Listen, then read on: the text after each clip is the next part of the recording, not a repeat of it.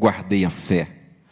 Desde agora a coroa da justiça me está guardada, a qual o Senhor, justo juiz, me dará naquele dia, e não somente a mim, mas também a todos os que amarem a sua vinda. Amém? Fecha os teus olhos em nome de Jesus. Meu Deus, nós queremos te adorar nesta hora e te glorificar, ó Deus, porque Tu és fiel. Te louvamos, ó Santo Espírito, e pedimos que o Senhor venha trazer a interpretação e a tradução desta palavra. És Tu quem nos dá o entendimento, ó Pai, a ciência, o discernimento. Então fala-nos, ó Pai, nesta noite. Pai querido, nós estamos vendo, ó Pai, que Paulo terminou a carreira, que ele estava terminando, ó Pai, finalizando aquilo que o Senhor havia dado a ele. E nós também, Pai, queremos terminar a nossa carreira, combater o bom combate, ó meu Deus. Queremos guardar a fé para receber a coroa da justiça, qual o Senhor guardou, não somente para ele, mas para todos aqueles que creem. Meu Deus querido, muitos têm se perdido no caminho da vida, no caminho, ó Pai, do cristianismo, porque, meu Deus, se embaraçam, meu Deus, porque, meu Deus, tem uma visão própria, mas o Senhor não nos abre, ó Pai, esses precedentes, mas o Senhor nos pede para que nós possamos, ó Deus, seguir e andar e viver a Tua palavra e os Teus conceitos, não os nossos. Que todos que aqui estão, Pai, possam entender a palavra, Senhor, que possam compreender que há um combate que está sendo desenrolado, desenvolvido, que há, meu Deus querido, uma carreira proposta, e quando nós, ó Pai, não estamos neste caminho, então nós destruímos, ó Pai, a nossa vida com as nossas próprias mãos. Pai, não nos permite fazermos manobras erradas com as quais nos levarão por caminhos de morte e destruição, mas que pelo poder da Tua palavra, ó Santo Espírito, o Senhor possa nos conduzir para o caminho de vitória e bênçãos. É a nossa oração nesta noite, em o nome de Jesus, e todos digam amém. Glória a Deus. Podeis assentar em o nome de Jesus.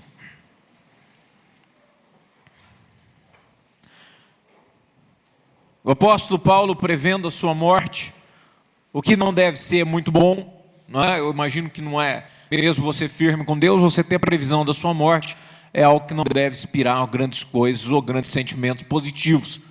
E ele sabia que a sua vida estava sendo derramada, ele diz como libações, né? A sua morte estava próxima. No verso 6 ele diz, derramando como libações, e o tempo da minha partida está próximo.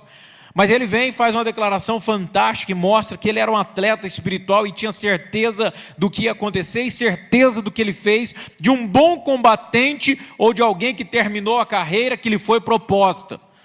Ou aquilo que Deus determinou para ele foi finalizado, concretizado. E sempre que eu leio essa palavra, querendo ou não, estou olhando a irmã, eu lembro daquela florzinha de Jesus lá. Lembro demais. Quantos anos faz? 8 anos. A irmã Maria Malavase. Mas terminar o bom combate, é fazer toda a carreira da fé, que Deus propôs para nós iniciarmos algo e finalizarmos algo. E não é de qualquer maneira. A carreira da fé, meu irmão, é um combate.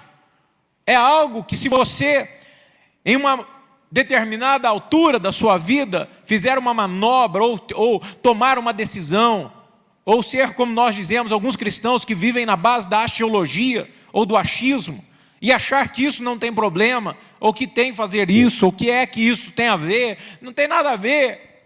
Então isso pode gerar um transtorno tão grande na vida da pessoa, e essa pessoa perderá nada mais, nada menos do que Paulo falou aqui, que o Senhor guardou, que se chama coroa da justiça. Amém?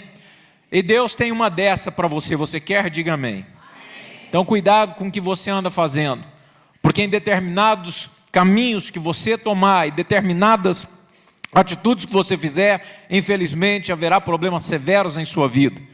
Quem é então o ilustre, vamos dizer assim, que nós iremos tomar por direção? É o rei Saul. O rei Saul é alguém que foi escolhido por Deus, que viveu uma tragédia, e não foi pouca a tragédia dele, porque ele começou bem, mas ele terminou mal. E este é o assunto que Paulo traz. Não adianta a carreira, irmãos, é algo que está pré-determinado. Quando eu entrego a minha vida a Jesus, eu vou iniciar e vou terminar essa carreira. Eu vou do início ao final. Eu devo começar e posso começar até com um pouco de problema, mas eu terminarei essa carreira a qual Deus propôs para mim, porque eu fui chamado por Ele. E se Ele chamou, Ele me capacitou, me dará forças, condições para que eu termine a carreira.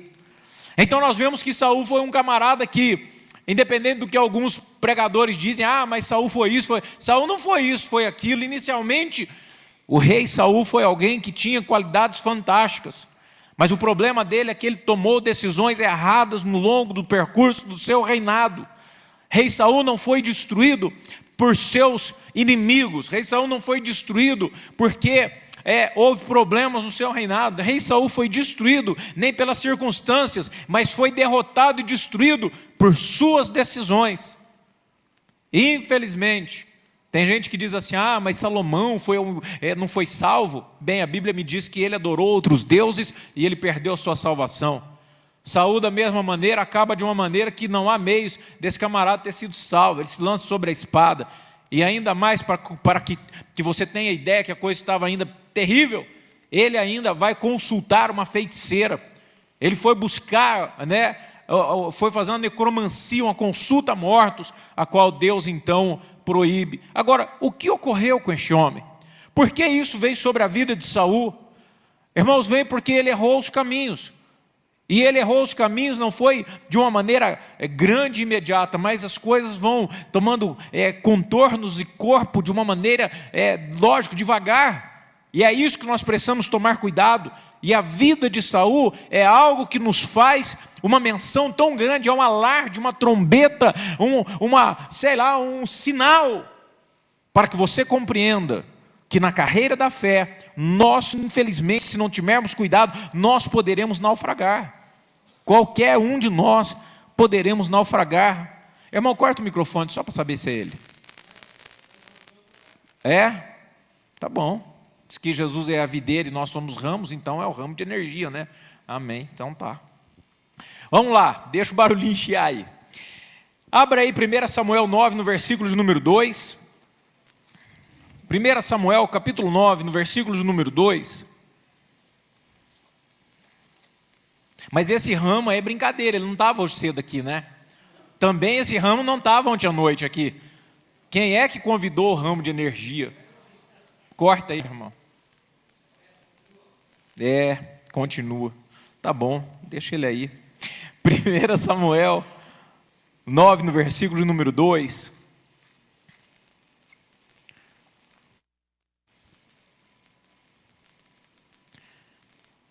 Há uma apresentação deste menino, e diz o seguinte: este tinha, a apresentação dele, 9, verso 2, este tinha um filho chamado Saul, e o jovem tão belo, que entre os filhos de...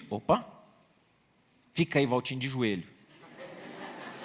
Fica aí, irmão, é o Espírito Santo chamando você para orar, irmão. Fica aí, irmão, fica aí. Já achou, pelo menos não está ali. Este tinha um filho chamado Saul, jovem e tão belo que entre os filhos de Israel não havia outro homem mais belo do que ele, desde os ombros para cima e sobressaía em altura a todo o povo. Então era um homem bonito, era um homem saudável, vigoroso, forte e o mais bonito entre todos. Ainda Samuel 10, 23, 1 Samuel 10, 23... correram e trouxeram dali, estando ele no meio do povo, sobressaía em altura todo o povo, desde o ombro para cima. Ou seja, ele era um homem que era formoso, vigoroso, um menino saudável, e além de belo, ele era muito alto. Quando todo o povo se colocava em pé, ele era acima do ombro de todos, era alguém que tinha uma visão muito boa. Era alguém que tinha uma condição financeira boa. Ainda em 1 Samuel 9, no versículo de número 1. 1 Samuel 9, 1. Havia um homem, Benjamim, cujo nome era Quis, filho de Abiel, filho de Zeror, filho de Becorate, filho de Afia, benjamita, homem forte e valoroso. Você vai ver em algumas traduções, diz que era próspero, ou bem financeiramente. Então ele era alguém bem resolvido, a sua vida era bem resolvida. Ele era alguém que não tinha problemas. Saul não tinha nenhum tipo de divergência, não tinha nenhum problema. Ele era um camarada bonitão, fortão, era alguém que se sobressaía, todavia era alguém humilde. e tinha financeiramente, era equilibrado. Veja que a carreira Deus abençoe, Walter. Olha que beleza, matou o ramo. Era alguém que, diante de todas as adversidades e problemas, ele sobressaía e estava tranquilo. Mas veja, era o início de uma carreira, era o chamamento, a indicação para que ele fosse rei. E até aí tudo bem, porque nós podemos até, a Bíblia diz, começar mal. Quantos de nós, na nossa vida cristã, começamos tropeçando, criticando, amargurados, decepcionando e ficando decepcionados. Mas aquilo pode ser transitório, porque em um determinado momento, que não pode demorar muito também, é óbvio, essa pessoa começa a se estabelecer e crescer, e começa a amar a obra, e buscar a Deus, e fazer a vontade de Deus, e isso vai tendo uma evolução. Ele pode começar, entre aspas, mal, mas ele deverá terminar esta carreira bem. Amém, irmãos? Só que Saul faz o caminho inverso, ele começa bem, porque era alguém que era ligado com Deus. Não separei os versículos, mas ele era alguém que tinha, a presença do Espírito Santo de Deus era tão forte nele, que ele entrava em transe. Pra você ter uma ideia, em transe no sentido de profetizar e falar coisas pelo próprio Espírito Santo de Deus, era algo tremendo na vida dele. E como é que um homem chamado por Deus, com esta unção, cai por terra de uma maneira absurda? Por quê? Porque ele errou os seus caminhos. Não é só com ele, também pode acontecer com você. Você almeja coisas boas, tem uma vida boa, Deus está falando no teu coração, Deus tem promessas para você, Deus tem um chamado na sua vida. Veja aí, 9, no versículo de número 15, 16 e 17. 1 Samuel 9, 15, 16 e 17.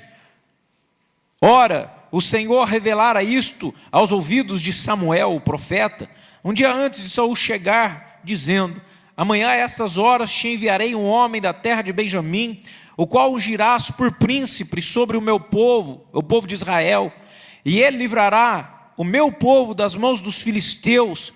Olhei para o meu povo, pois o seu clamor chegou a mim. Verso 17, quando Samuel viu a Saul, o Senhor lhe disse: este é o homem de quem te falei, este dominará sobre o meu povo. Olha a promessa de Deus, dizia ele que aquele homem livraria o seu povo das mãos do inimigo. Então ele começou muito bem, Deus era com ele.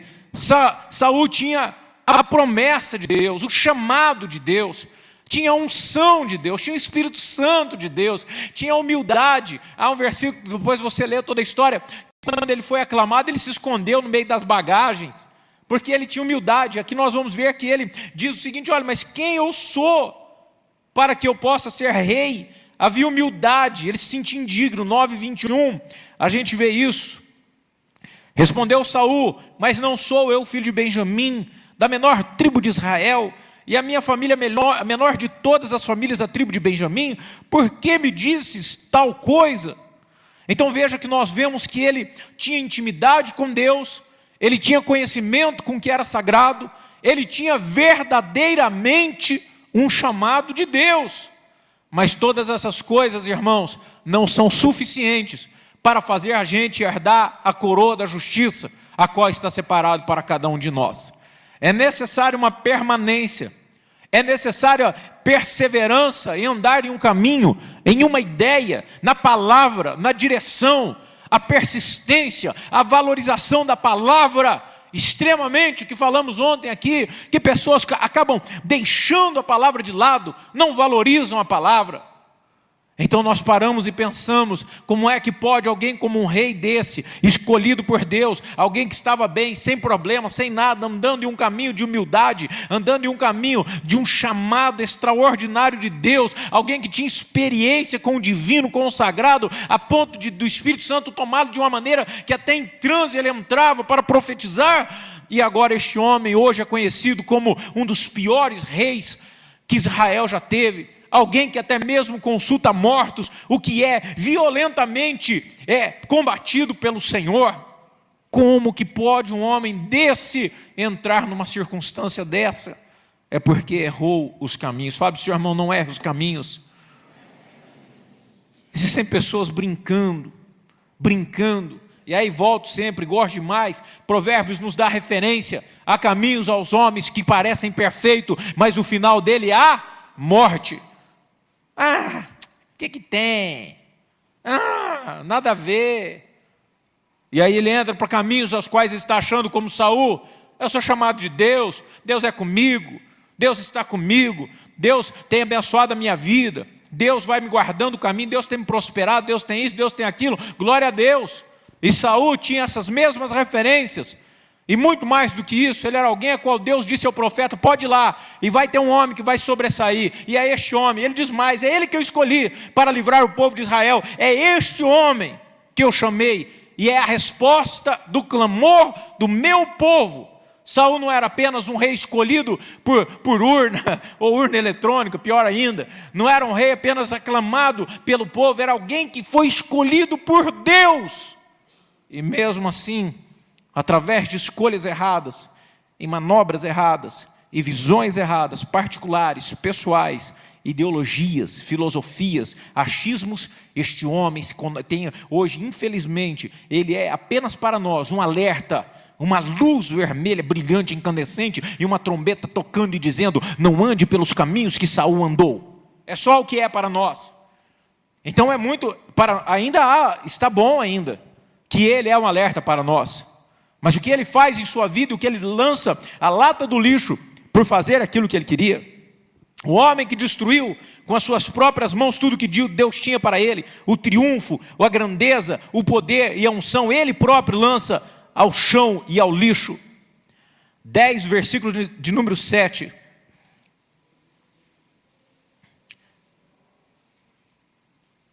Samuel 10, verso 7. Quando estes sinais te vierem, faz o que achar a tua mão para fazer, porque Deus é contigo. Diga assim, a presença de Deus era com o rei. Deus falou para ele, olha meu filho, quando vier as coisas para você fazer, vai logo, cara, e arrebenta tudo e quebra tudo, porque eu vou com você. O que você idealizar, o que você projetar, o que você for fazer, o que você quiser conquistar, aonde você quiser ir, meu filho, pode ir que eu estou contigo. É óbvio que existem algumas coisas que Deus não permite. Deus não quebra as suas leis e a sua palavra. Deus não negocia princípios e preceitos aos quais Ele já deu. Pecado é pecado, errado é errado, maldito é maldito. Amém, irmãos? E aí ele achou que Deus disse, ó, sou com você, por onde você for eu vou, e pode fazer e quebrar tudo, ele logo bagunça a cabecinha dele. E já que Deus falou que é desse jeito, então tá beleza, não tem problema, eu vou arrebentar tudo. Então, infelizmente, ele terminou a sua vida em tragédia, porque fez opções erradas, e não escutou conselhos, e endureceu o seu coração. E quando o homem começa e passa a não escutar conselhos de líderes, e da palavra de Deus, então a pessoa começa a ter uma conotação de coração endurecido, ele se acha. Este homem, na verdade, ele começou a se orgulhar, ou ter um excesso de grandeza, e sabe, meus irmãos, que a soberba precede repete comigo, a soberba precede a queda. E aqueles irmãos, a Bíblia diz que se humilham serão exaltados. Então, irmãos, ele começou a quebrar aquilo que Deus já deixou como lógico. Não se exalta, não se acha, não fica fazendo leis para você e vivendo do que você pensa, porque eu vou te dar força para você vencer e fazer tudo. Eu sou contigo, eu estou com você, mas anda onde eu te mostro. Não pega atalho, não pega desvio, não pega outros caminhos, não faça manobra errada, porque aí a conversa começa a mudar. Saul é o rei conhecido como aquele que se destrói, porque toma decisões e ideias erradas. Ele começou a perder a comunhão com Deus, porque buscava, infelizmente, na crise, ele, ao invés de buscar a Deus, ele buscava as suas ideias. E, infelizmente, ele foi caindo. Primeiro lugar, primeiro erro terrível dele, que Deus começa a colocá-lo, ele de molho, e há uma coisa muito chata aqui. Samuel 10, no versículo de número 8.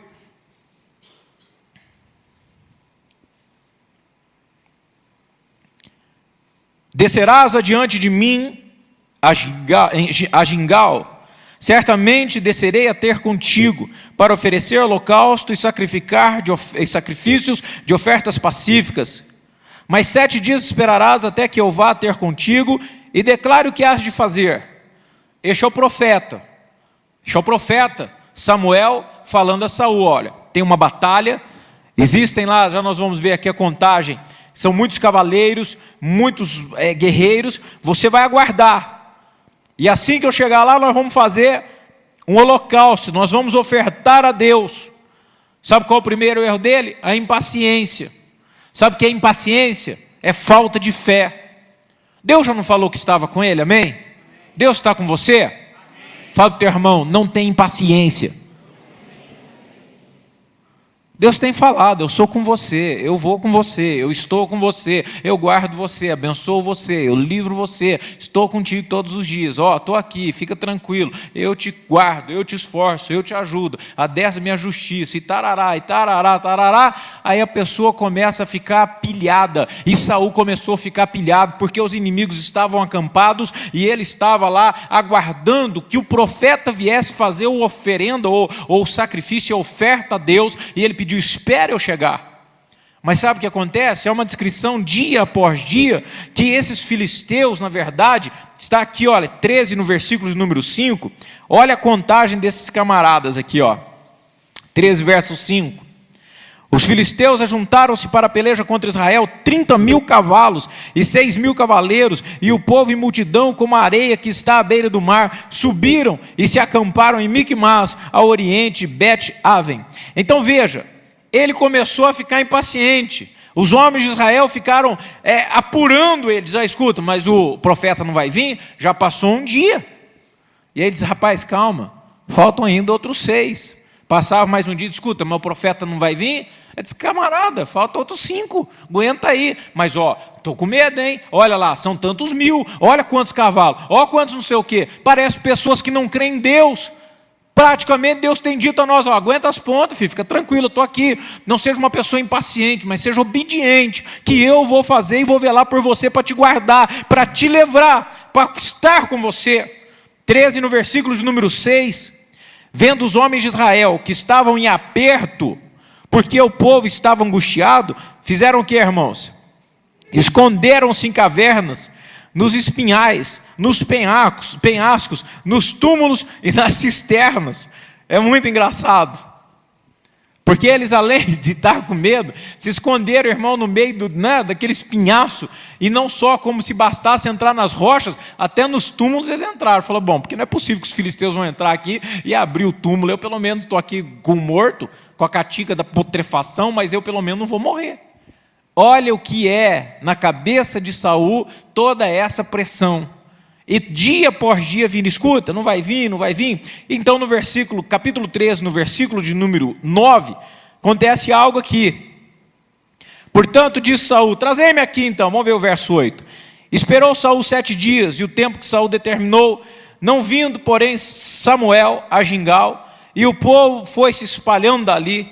Portanto, então disse Saul, trazei-me aqui o holocausto, as ofertas pacíficas, e oferecei o holocausto.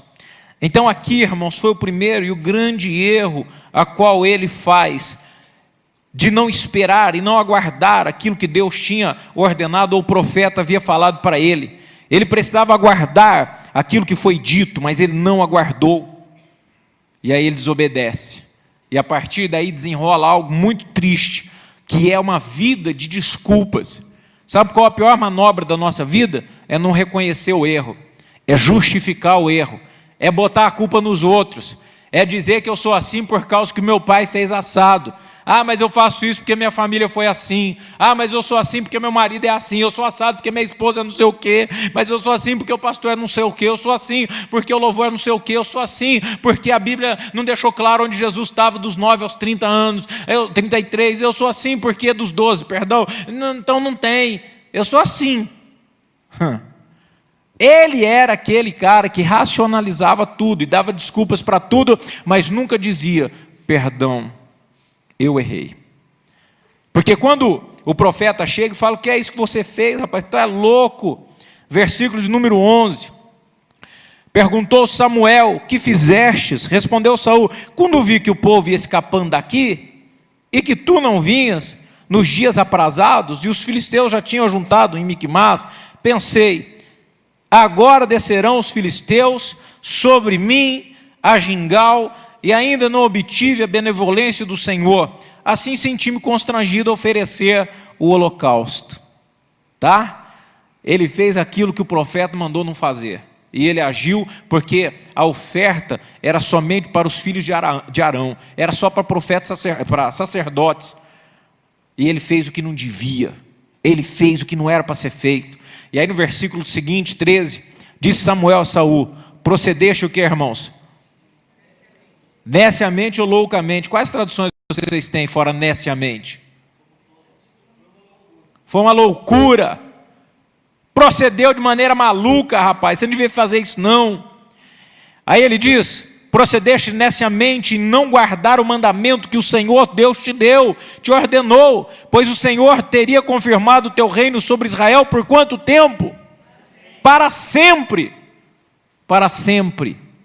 Agora veja o verso seguinte: agora porém não subsistirá o teu reino, o Senhor já buscou para si um homem segundo o seu coração, e já ordenou que seja príncipe sobre o povo, porque não guardaste o que o Senhor ordenou. Que erro, né? Fatality. Que dureza. Que coisa horrível, porque isso pode acontecer em nossas vidas. O problema grande deste homem é que Saul perdeu a comunhão com Deus e tudo ele queria justificar, porque ele veio se justificar. Ele diz: não, mas o povo foi se indo. O povo foi se escapulindo. E tem gente que justifica: não, porque o meu casamento foi ficando assim, a minha mulher foi ficando assada, meu marido foi ficando não sei o quê, e aí não foi tendo jeito, eu tive que tomar outra posição. Eu fui ficando nervoso, depressivo, laxativo, doidivo, e eu tive que fazer, a hora que eu vi, já fiz. E aí o profeta diz assim: a palavra de Deus pode trazer como alerta: procedeste neciamente ou loucamente, deveria ter feito o que o Senhor mandou, pois a bênção que Ele te daria agora, se tu perdeu, você só vai viver esse tempinho de bom aí, e já era. Ou ele poderia dizer: me perdoa. E você, que não vai dar tempo, mas se você olha toda a descrição, em tempo algum ele se arrepende, ele faz um arrependimentinho aqui de máscara, dizendo: então perdão. E era um arrependimentinho só para que ele chegasse ao povo e se mostrasse. E aí nós temos, sabe, tudo que vai se discorrendo. Ele, na verdade, tinha medo da consequência do seu pecado, mas não do pecado. Sabe o que é isso? A pessoa tem medo, ele peca, ele diz: e agora? Será que vai acontecer o que comigo? Deus vai me castigar. Mas ele não tinha medo que aquele pecado afrontaria Deus. Ele não tinha esse medo. As manobras dele, na verdade, a sua vida e os seus caminhos, infelizmente, sempre foram caminhos de... como que eu vou colocar, de desculpas, Ele começou bem a carreira, mas terminou muito mal a sua carreira. Em resumo geral, ele chega a fazer até um monumento para si próprio. Você parou para pensar nisso? Um rei, tudo que Deus odiava era isso, ele vai ali e faz um monumento para si próprio, para ele ser exaltado, para ele ser louvado. Então nós precisamos olhar na vida de Saul e começar a trazer para a nossa vida, o que é que nós estamos fazendo, a ponto de o profeta dizer assim, eu falo: o que você está fazendo, rapaz? Porque eles vão à matança do rei de Agag, na verdade, e vai lá e pega. Deus fala: mata todas as ovelhas, mata tudo. Ele vai lá e ao invés de fazer o que mandou, ele traça. Ele fala: o que você trouxe esses bichos aí? Essas vacas, esses bezerros, essas coisas, o que você trouxe? Aí ele diz assim: não, eu trouxe para fazer um holocausto, para fazer uma oferta. Ele sempre tinha uma desculpa. Infelizmente teve a sua vida riscada do mapa. Ele não terminou a carreira, ele não combateu o bom combate e ele não guardou a fé. Então a pergunta hoje para nós é: como está a nossa carreira na fé? Sua vida é um monumento para Deus ou sua vida é um monumento para você próprio? A glória da tua vida é para Deus ou a glória da sua vida é para você próprio? O que é a sua vida? O que é os seus dias? O que são as suas horas? O que é o teu caminhar? O que é o teu exemplo? O que é o teu testemunho? Quem olha para você, vê que você faz algo para você, somente para você, e Deus fica de escanteio. Por isso, daqui é que vem a palavra que diz que Deus prefere obediência. Não quero sacrifício, mas sim obediência. É daqui. É da burrada que este homem faz, que Deus espera obediência e não sacrifício. Tem gente que quer sacrificar, mas não pode obedecer, detesta obedecer, prefere justificar. O que Deus quer de nossas vidas é que a nossa vida seja um monumento vivo para Ele, e que os nossos caminhos sejam um caminho de carreiras perfeitas, e que ao término dele nós possamos dizer: terminei a carreira, combati o bom combate, foi difícil, mas eu cheguei aqui, Eis-me aqui, Senhor, deixa pelo menos eu ver minha coroa. E aí Deus vai dizer assim: não, você não vai ver a tua coroa, não, a tua coroa está aqui. Amém? Combater o bom combate, terminar a carreira, guardar a fé e não andar por caminhos errados. É isso que Deus espera da sua vida e de nossas vidas. Amém? Coloque-se em pé em nome de Jesus.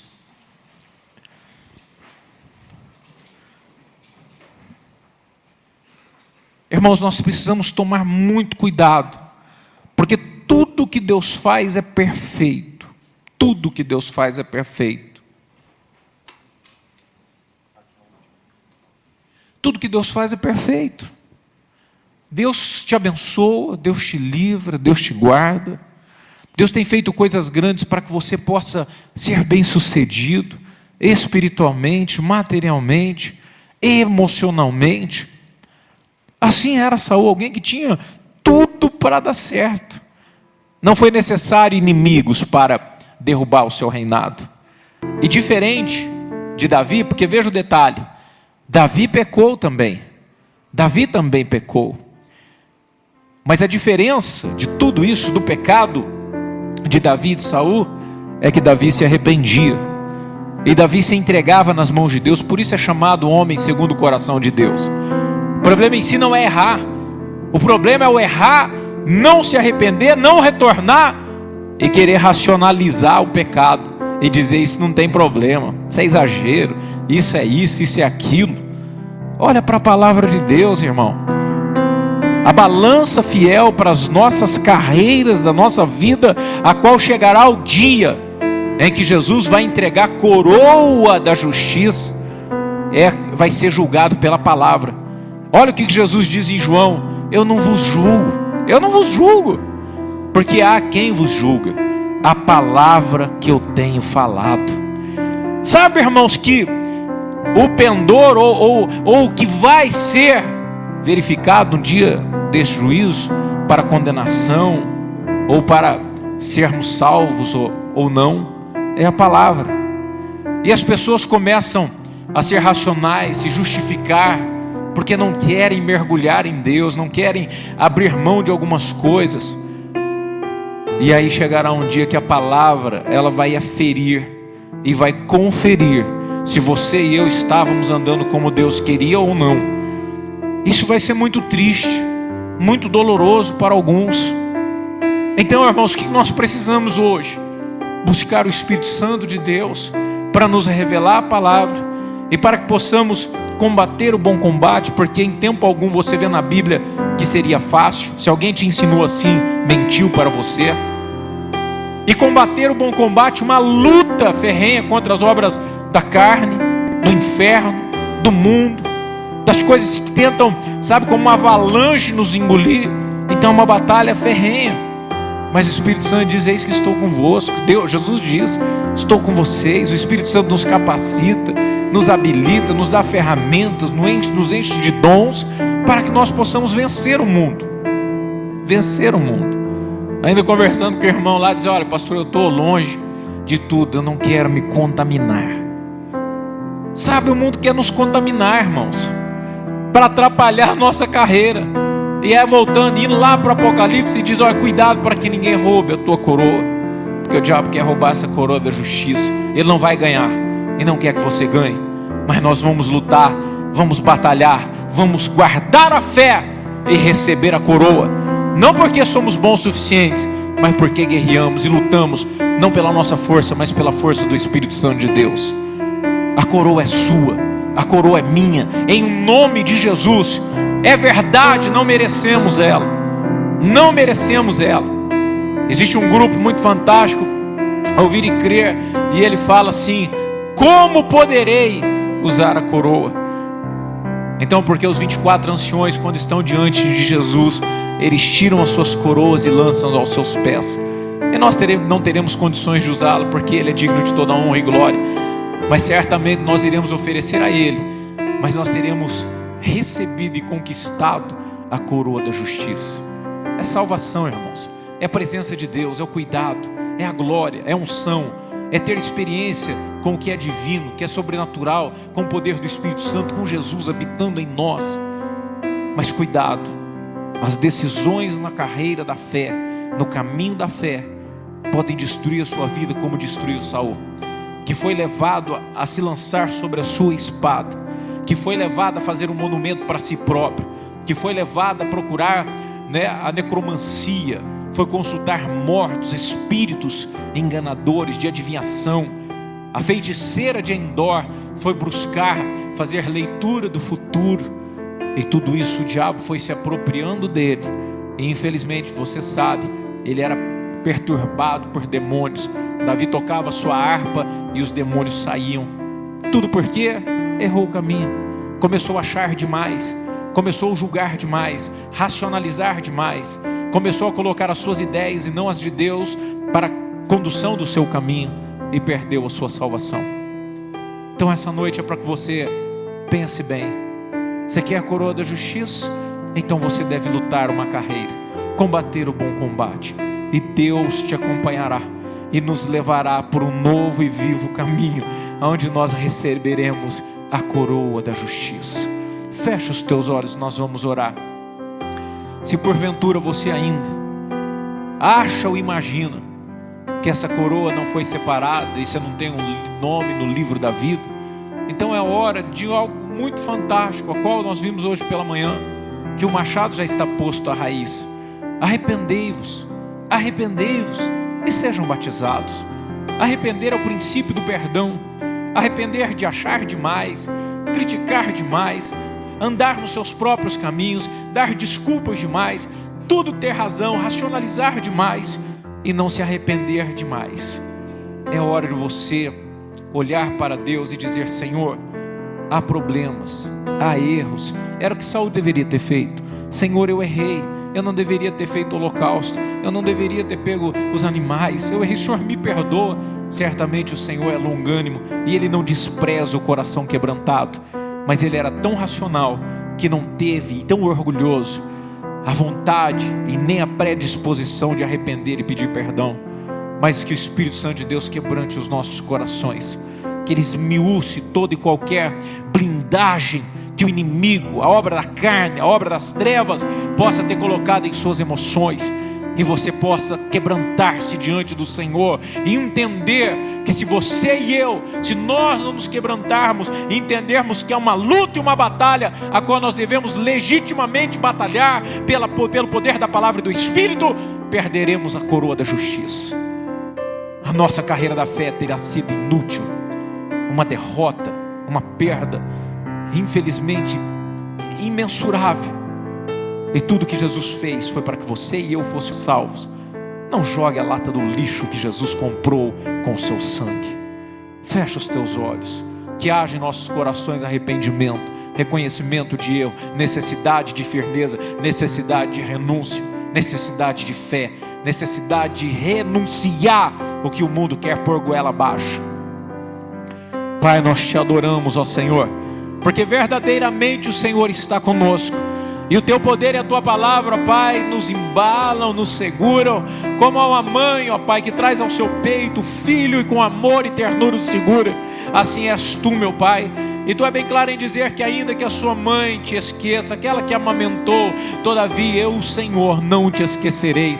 Pai, tu és um Deus zeloso, amoroso, que olha para nós com olhar eterno, com olhar de ternura. Tu não nos quer mal e tu bem falas. Bem sei eu os pensamentos que eu tenho de vós, não pensamentos de mal, mas de bênção. Meu Deus querido, os teus pensamentos não são de maldição, mas são de bênçãos para nós. Todavia, Pai, está diante de nós, ó Pai Santo, escolher. Somos nós, ó Pai, que determinamos o nosso futuro através das nossas decisões. Meu Deus querido, a tua palavra diz em Provérbios 29:1: o homem que muitas vezes é repreendido e endurece a sua cerviz será quebrado repentinamente, sem que haja cura. Pai, não queremos ser estes que repreendidos somos, mas permanecemos com o coração endurecido, para que de repente, ó Pai, em um piscar de olhos venha sobre nós todo mal, como veio veio sobre a vida de Saul e sejamos quebrados sem que haja cura. Queremos ter coração quebrantado, ó Deus. Queremos ser pessoas, Senhor, que estão quebrantadas diante da sua palavra, abertos ao seu Espírito, abertos, ó Deus, à sua voz, abertos, ó Deus, aos seus princípios, abertos, ó Deus, à sua vontade, abertos ao seu querer, ó Pai.